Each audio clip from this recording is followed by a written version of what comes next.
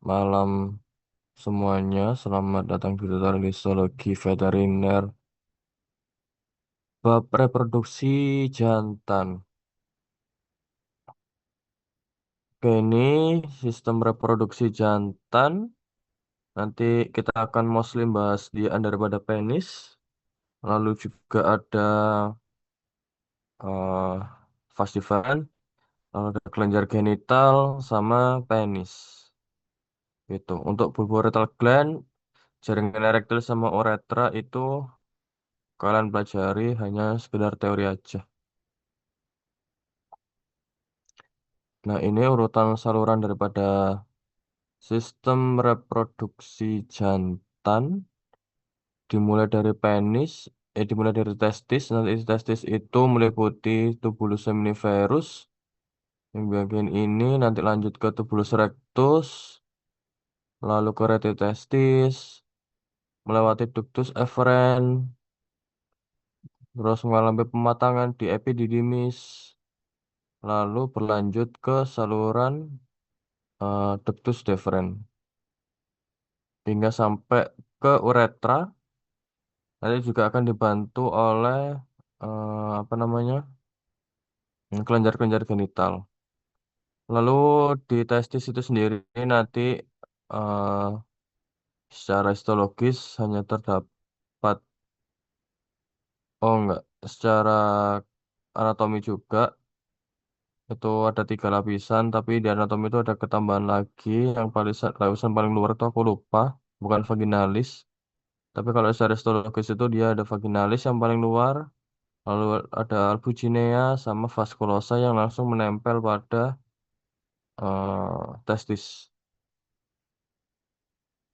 Nah ini yang paling luar Ratonica vaginalis, yaitu serosa peritoneum, bagian daripada serosa. Lalu ada vaginalis yang tipis, di mana dia tersusun atas jaringan ikat fibroelastis. Dan ada tunica vaskulosa yang sudah mulai masuk ke bagian daripada parenkim testis. Gitu. Jadi udah masuk ke jaringan ikat longgarnya.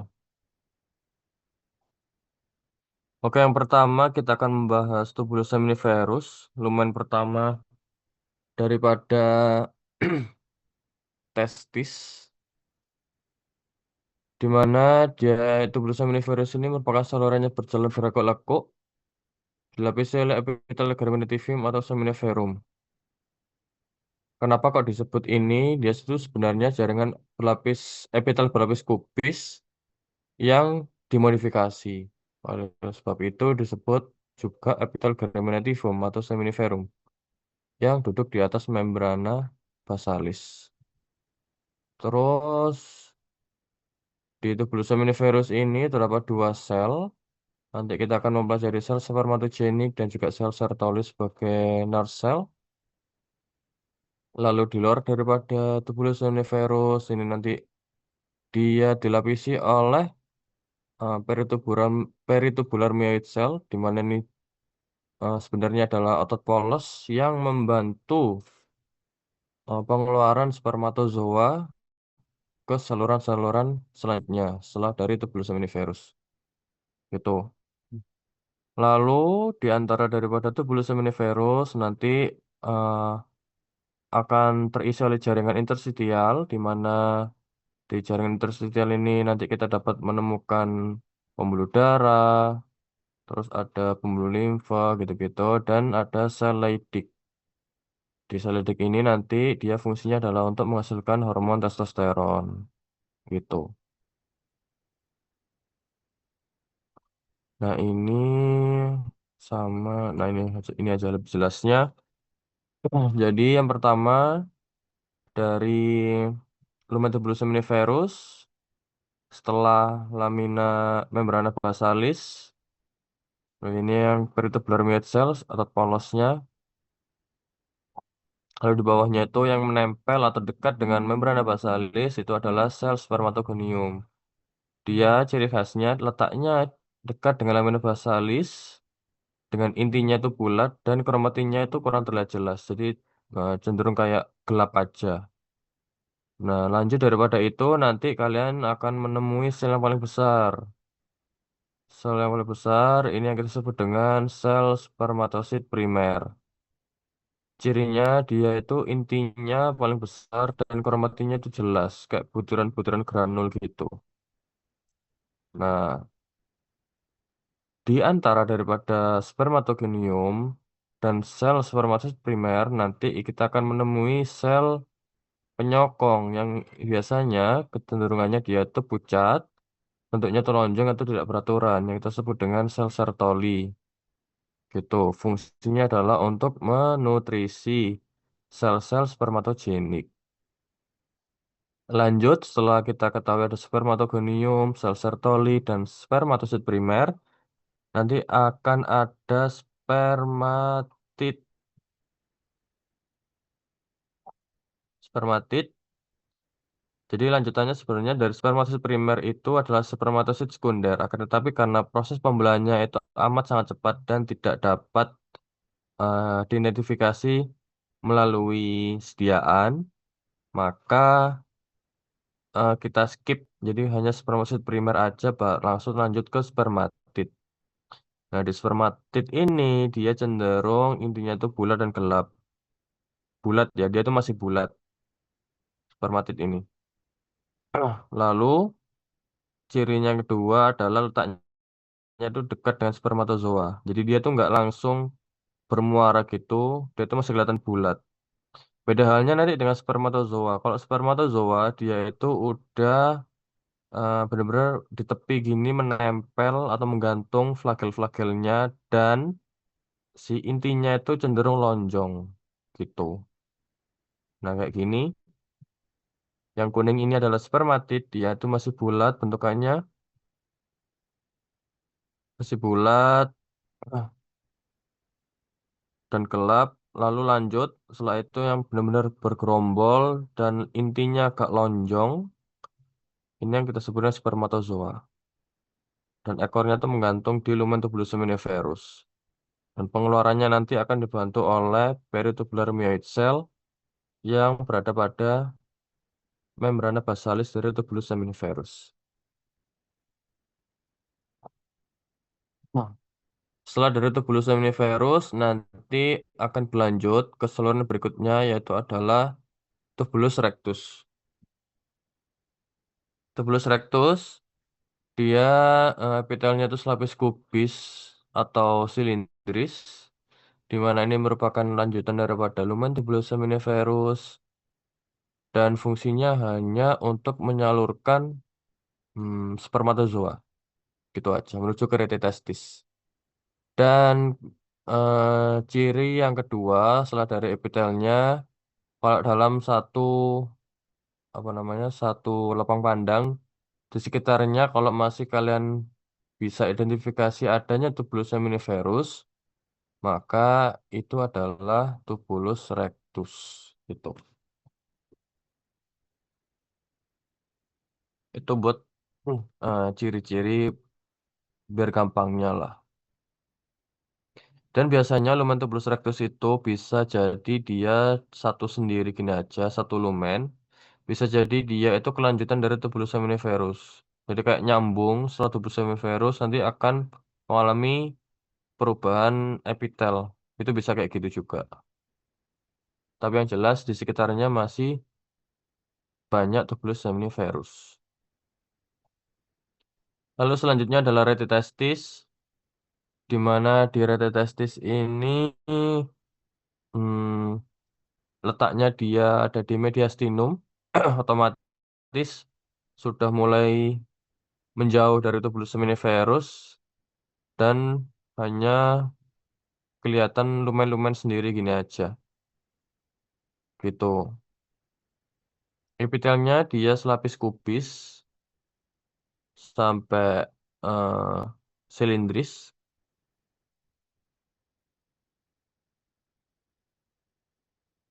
Ini revisi ya. Ini harusnya selapis kubis, selapis pipi atau selapis kubis, bukan selapis silindris. Testis itu seperti ini, bentukannya tuh kayak lumen anyaman gitu. Terus di interstitialnya dia dipenuhi oleh jaringan ikat gitu. Itu untuk rete testis, fungsinya sama hanya untuk menyalurkan eh, spermatozoa. Lalu selanjutnya adalah ductus efferent. Di ductus efferent ini merupakan lanjutan dari rete testis, di mana cirinya dia tuh epitelnya adalah selapis silindris. Akan tetapi tinggi selnya tuh nggak sama. Jadi sitoplasmanya itu ada yang banyak yang dikit. Jadi kelihatan kayak berkelok. Tapi sebenarnya bukan epitelnya melipat, tapi tinggi selnya nggak sama. Gitu. Terus, oh iya di ductus efferent juga eh, epitelnya punya silia yang motil. Gunanya adalah untuk kayak mendorong spermatozoa pelan-pelan menuju ke epididymis. Gitu.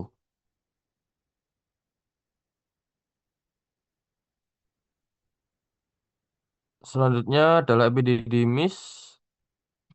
Di epididymis ini lanjutan daripada ductus efferent. Epitelnya itu epitel berderet silindris dengan stereosilia. Jadi lumennya ini nanti akan kelihatan tampak keruh gitu karena ada stereosilianya. Dan di stereosilia ini, di epididymis ini spermatozoa itu mengalami pematangan.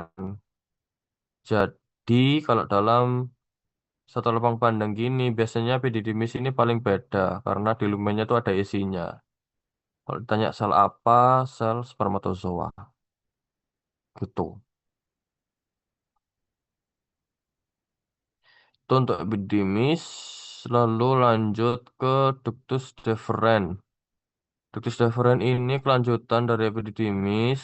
Epitelnya itu berdarah silindris dengan sterosilia, tapi karena ini dalam apa ya perbesaran kecil, jadi itu nggak kelihatan epitelnya. Nah, mukosanya itu dia tuh melipat. Melipat dalam artian jadi epitel sama lamina proprianya itu ikut melipat. Ya, nah, gini ini secara skematis kelihatan melipat gitu. Ini untuk lumennya tuh kayak gini. Tapi kemarin kan waktu kita bahas di apa namanya Hepar atau iya di Hepar kalau aku nggak salah ingat itu ada yang ureter. Nah itu juga kan dalam satu lapang pandang kelihatan lumennya gini. Nah itu epitelnya dia tuh peralihan. Kalau peralihan tuh dia tuh biasanya tuh lebih jelas dan lumennya tuh bersih karena peralihan kan nggak ada sterosilia. Kalau ductus deferens itu eh, kecenderungannya lumennya cenderung keruh karena memang ada sterosilianya. Dan dari lapisan muskularisnya juga beda. Kalau ductus deferens dia tuh kan ada tiga lapisan, ada yang longitudinal, sirkuler, lalu longitudinal. Kalau ureter kemarin itu longitudinal terus sirkuler, gitu aja. Ada dua, gitu. Terus untuk bentuk pertanyaannya, ini bisa jadi lumen, bisa jadi sediaan. Kenapa kok sediaan? Karena dia itu udah keluar daripada testis. Gitu. Jadi nggak masuk dalam sediaan testis lagi, tapi saluran sendiri. Terus biasanya kalau lumen ini, soalnya pengalaman dari beberapa uprak sebelumnya itu, dosen-dosen itu biasanya kecenderungannya tuh make pertanyaan lumen, gitu. Tapi ini karena PJMK-nya tuh beda, jadi kita nggak tahu apakah tetap sama atau pakai sediaan. Gitu. Kalau pakai di buku penuntun praktikum itu sebenarnya sediaan. Oke, sebelum aku lanjut ke kelenjar genital dari teman-teman, apakah ada pertanyaan untuk ini saluran reproduksi jantan?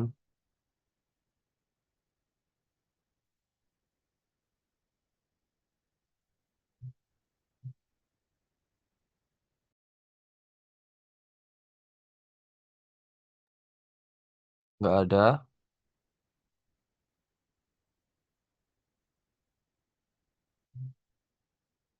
Kalau nggak ada, mungkin aku lanjut dulu aja ke kelenjar genital. Jadi kelenjar genital itu sebenarnya itu ada tiga. Ada vesika seminalis, prostat, sama bulboreteralis. Tapi yang dipelajari secara praktikum itu hanya ada dua.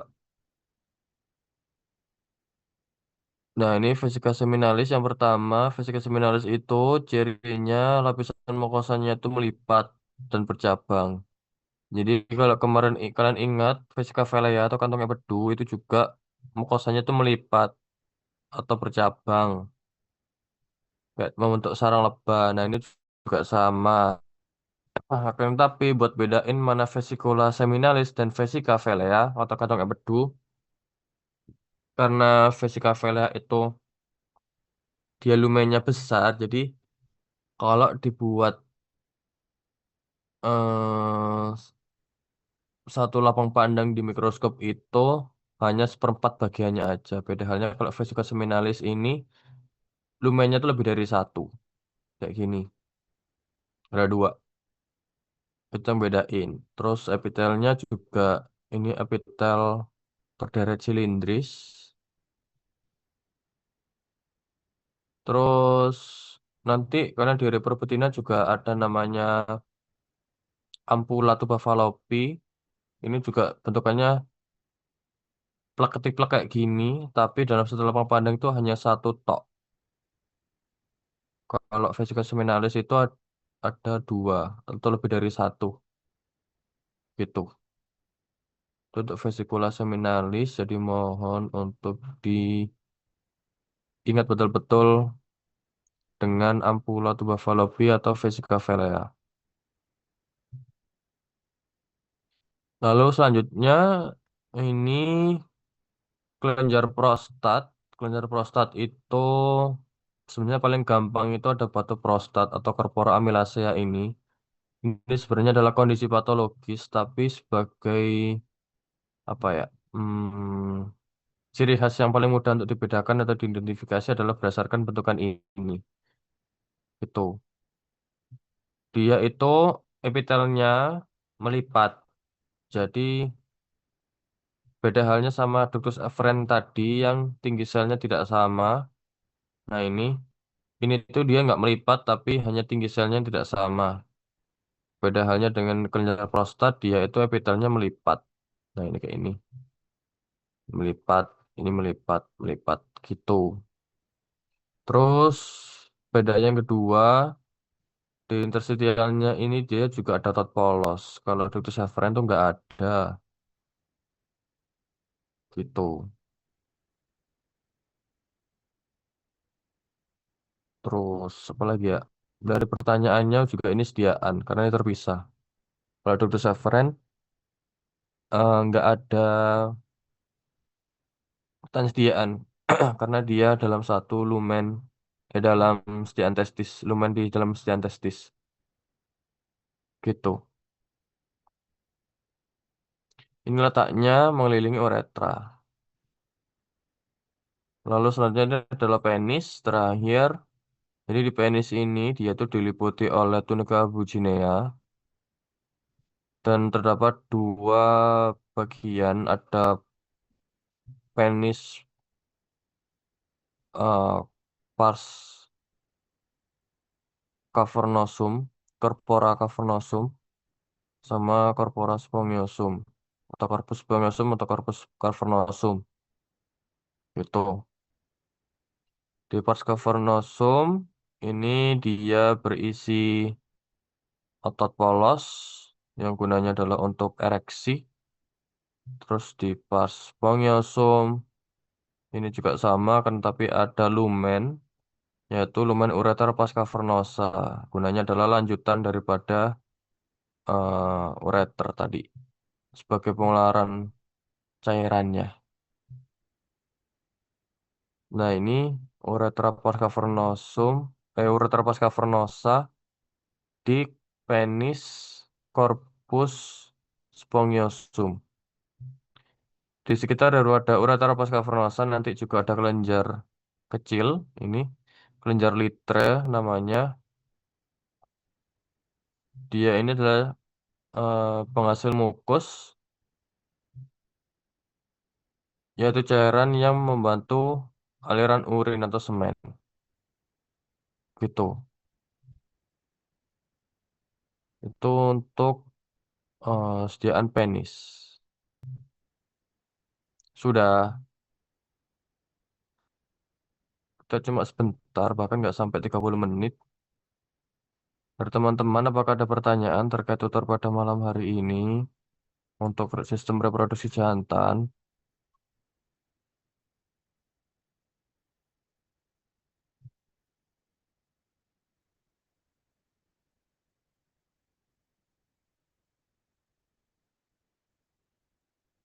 Halo?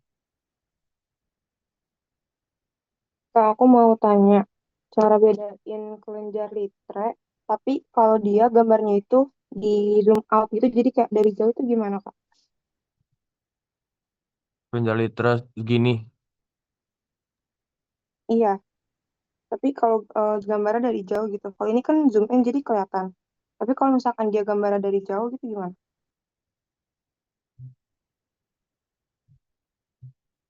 maksudmu dalam ini kan, yang kelihatan corpus cavernosum gini-gini kan? Iya, Kak. Lebih tepatnya nggak mungkin sih nanti.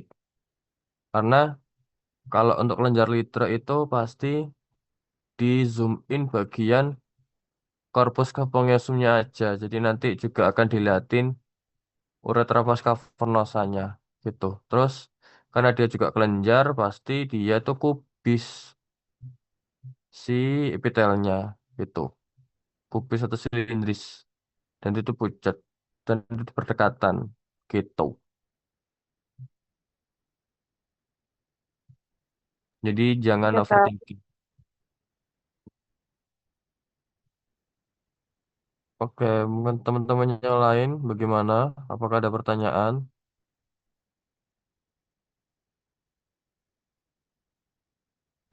Kak izin bertanya buat yang tubulus rectus sama tubulus seminiferus itu selalu bisa dibedain dari epitelnya nggak ya Kak? Kalau misalnya bersebelahan itu apa epitelnya tuh selalu kelihatan beda gitu? Iya, pasti kelihatan beda kok karena si tubulus seminiferus kan dia itu epitelnya sebenarnya itu dimodifikasi. Jadi apa ya? Mengalami perkembangan gitu kan mulai dari lamina basalisnya sampai ke arah lumennya. Kalau tubulus rectus itu kayak lumen pada umumnya aja. Jadi dia tuh hanya selapis kubis dan lanjutan dari tubulus seminiferus gitu. Kalau tubulus seminiferus kan dia berlapis kubis. Tubulus rectus itu hanya selapis kubis aja. Bisa kok aman nanti. Terus kalau tubulus rectus tuh kayak tengahnya selalu kosong gitu atau enggak Kak? Iya, normalnya itu tuh kosong karena kan cuma menyalurkan spermatozoa aja. Tapi kalau misalkan ada spermatozoanya yang apa namanya sisa berarti itu ya kebetulan aja. Tapi normalnya itu dia kosong. Oke Kak, terima kasih. Oke. Yang lain, apakah ada pertanyaan terkait dengan sistem reproduksi jantan?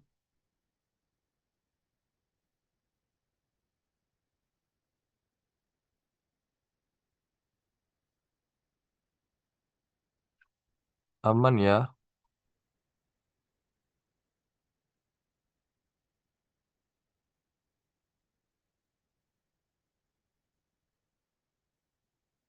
Aku mau nanya dong, besok minggu depan itu kalian kuis ya, Histo?